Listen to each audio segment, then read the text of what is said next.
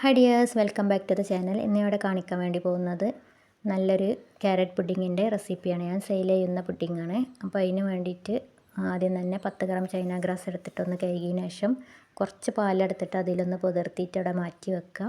അതിന് ശേഷം നല്ല വൃത്തിയുള്ള നല്ലൊരു കട്ടിയൊക്കെ ഉള്ള നല്ലൊരു ബൗൾ തന്നെ എടുക്കുക. അതിന് ശേഷം അതിലേക്ക് ബാക്കി പാല് ഒഴിച്ച് കൊടുക്കുക. ടോട്ടൽ ഇവിടെ ഞാൻ 2 പാക്കറ്റ് പാലാണ് എടുത്തിട്ടുള്ളത്. അത് ഇതിലേക്ക് ഒഴിച്ച് കൊടുക്കുക. ബൗൾ എടുക്കുമ്പോൾ ശ്രദ്ധിക്കുക, നല്ല ബൗൾ തന്നെ എടുക്കുക. നല്ല വൃത്തിയുള്ള നല്ല കട്ടിയുള്ള ബൗൾ തന്നെ എടുക്കുക. ഇല്ലെങ്കിൽ പാല് പിരിഞ്ഞു പോകും. പുഡിങ് ഉണ്ടാക്കി വരുമ്പോൾ അടിക്ക് പിടിക്കാനും ചാൻസ് ഉണ്ട്. അപ്പോൾ അതിന് വേണ്ടിയിട്ട് നല്ല ബൗൾ തന്നെ എടുക്കുക.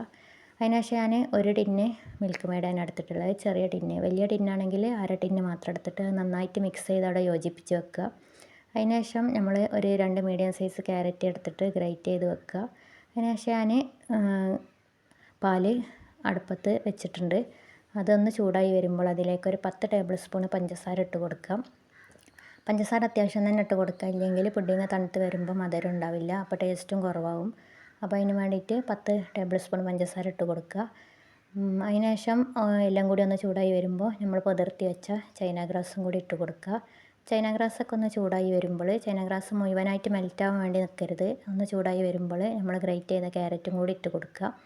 അപ്പോൾ ക്യാരറ്റ് ഇട്ടതിന് ശേഷം നന്നായിട്ട് ഇളക്കി, അടി പിടിക്കാതെ നന്നായിട്ട് ഇളക്കി, കൈയടക്കാതെ തന്നെ ഇളക്കാൻ വേണ്ടിയിട്ട് ശ്രദ്ധിക്കുക. തീ ഒരു മീഡിയം ടു ലോ ഫ്ലെയിമിൽ മാത്രം ഇട്ടാൽ മതി.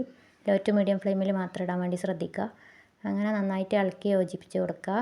കുറച്ച് സമയം കഴിയുമ്പോൾ പാലൊരു ചെറുതായിട്ടൊരു തിക്കായിട്ട് വരും. ചെറിയൊരു കൺസിസ്റ്റൻസി ചെറിയൊരു തിക്നെസ് ആയിട്ട് മാറും. ചെറിയൊരു പിങ്കിഷ് കളറും വരും. അങ്ങനെ ആകുമ്പോൾ പുഡിങ് സെറ്റായി. അപ്പോൾ അതിന് ശേഷം ചെറിയൊരു ബൗൾ എടുത്തിട്ട് അതിലേക്ക് കുറച്ച് പുഡിങ് ഒഴിച്ചതിന് ശേഷം അതൊന്ന് ഫ്രിഡ്ജിലേക്ക് വെച്ച് നോക്കുക. അപ്പോൾ സെറ്റാവുണ്ടോ എന്നൊക്കെ നമുക്ക് മനസ്സിലാവും. അതിന് ശേഷം ഞാൻ ട്രേക്ക് ഒഴിച്ച് കൊടുത്തിട്ടുണ്ട്. ട്രേന്ന് നമ്മൾ ബബിൾസൊക്കെ എടുത്ത് മാറ്റുക.